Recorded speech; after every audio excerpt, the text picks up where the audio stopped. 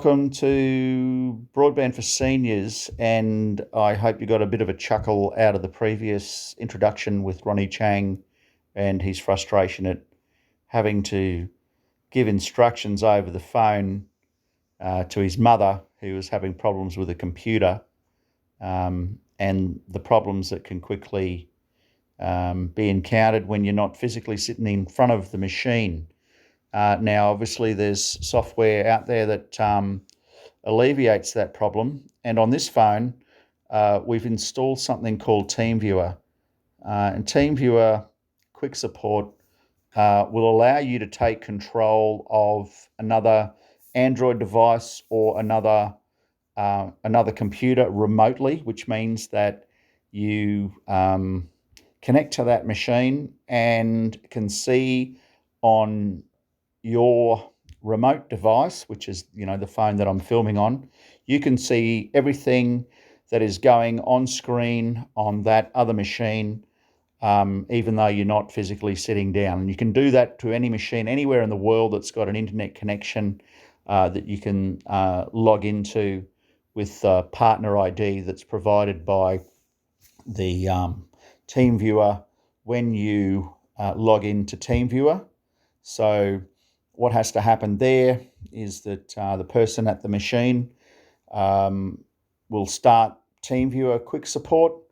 A partner ID is generated, and that partner ID, is then sent to the person who wants to control the machine. So in my case, it's me here, okay, and this partner ID has been provided to me here, this number here. So then when I've started up the software, I enter that partner ID and connect to the other machine. I can control it. So what does that look like? I've got a session opened here in the background. And what we're looking at here is the remote. This is my other phone. So this is the screen that is on the other phone that I've now taken control of. Right, which I think is so very useful. So let's say that I didn't know how to clean using Norton this application here. Right, this frees up the junk files, so I can start that application on, let's say, telephone A, which is the one that I'm filming on. I can start up TeamViewer. I can log into telephone B.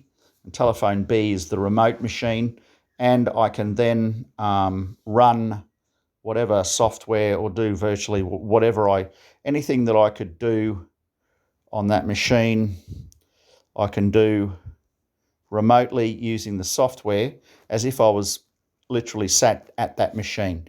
And that's enormously powerful for delivering tech support. There you can see I've just cleaned up all the junk files on that remote machine without even sitting down. So if you were one of my customers or one of my students and you were having some sort of difficulty in how do I use your system, how do I find the training videos or blah, blah, blah, provided you had a TeamViewer installed on your system and authorized me to connect by providing me with the partner ID, then which changes all the time. So it's not like a PIN number that's constant. So each time you start the software, you'll be given a new ID number, and you have to someone has to physically authorize me at that remote machine to give me access. And if at any stage you go, oh, hang on, I don't like what you're doing, no, I want to disconnect, well, then that disconnection can take place on that remote machine. I'll just turn this the right way up. So now, in my case, that's what if you want to control a computer? Well, I can demonstrate that because connected to telephone B is I have TeamViewer on telephone B, and that is connected to a computer called HP4. Okay, so I'm connecting to a telephone, and that telephone is connected to a computer, and that computer you can see there That's what I'm looking at the desktop right there. So it's me controlling a phone, and that phone in turn controlling a laptop. And this is extremely useful for delivering support. Going to have a few problems here, I think, in terms of, the keyboard's disabled.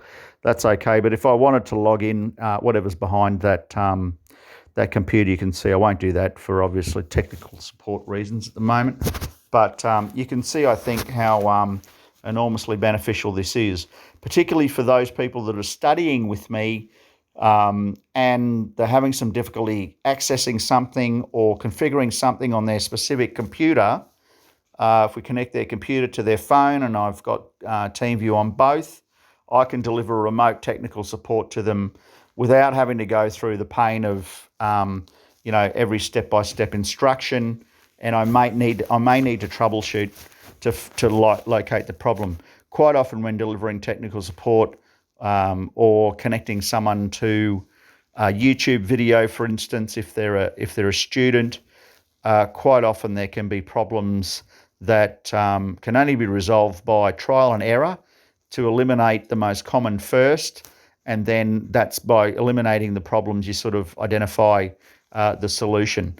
Now, having to sit there through 3 or 4 iterations of failed attempts to fix something gets very boring very quickly, and the time gets exacerbated when those instructions are given over the telephone, which is quite limited. It's quite limited. If I can just take control of the machine, you go and put the kettle on, I'll sort it out. When you come back, I'll have video recorded everything that I've done, and it'll be there, saved and uploaded on YouTube for you to watch next time, so that we can get through the basic problems. We can get those resolved. We can get on with the fun stuff, why we wanted to use a computer in the first place. And then later, when it comes time for you to learn, how did you do that, and how do I do it myself without having to pay the exorbitant IT tech support rates, which are thoroughly deserved if you see Ronnie Chang and how much Prozac he must be on. I can assure you that they earn every cent of it. The reason that IT staff can resolve problems in 30 seconds is because they've invested considerable time doing the education in the early part of their career. So they've learnt how to do the research, they've learnt how to troubleshoot using the internet, and that's why they charge $120 plus an hour, is because they only need 15 minutes of that time generally, right? They only need 15, they might need 30 minutes to eliminate a few things, but the fix itself is 30 to 15 minutes worth of time. All right, that's enough for me on virtualization. I hope you've enjoyed this, and I shall hopefully see you in a class either online or in person very shortly. Thank you for listening.